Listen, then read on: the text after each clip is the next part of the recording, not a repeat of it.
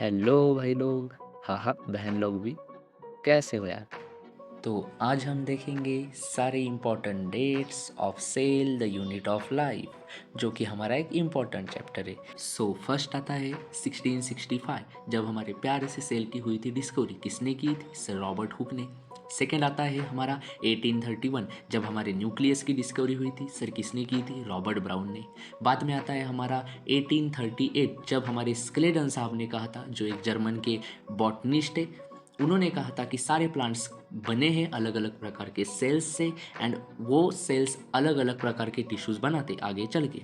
बाद में आए 1839 को हमारे श्वान साहब, जो थे जर्मन के जूलॉजिस्ट। उन्होंने कहा कि जो प्लांट्स एंड एनिमल्स की बॉडी है वो बनी ही है सेल्स से एंड प्रोडक्ट ऑफ सेल्स से, that is basically tissue and organ system.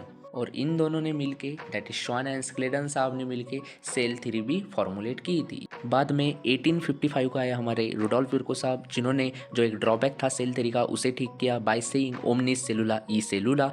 Modification of cell theory किसने की? तो सर रुडोल्फ विर्को साहब ने। नेक्स्ट 1898 में कैमिलो गोल्गी साहब ने की गोल्गी कॉम्प्लेक्स की डिस्कवरी। उसके बाद 1950s में हुई इलेक्ट्रॉन माइक्रोस्कोपी में एडवांसमेंट। नेक्स्ट 1953 को हुई राइबोसोम की डिस्कवरी। सर किसने की? जॉर्ज पैलेट सर ने।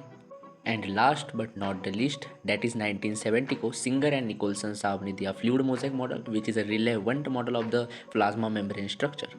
Subscribe.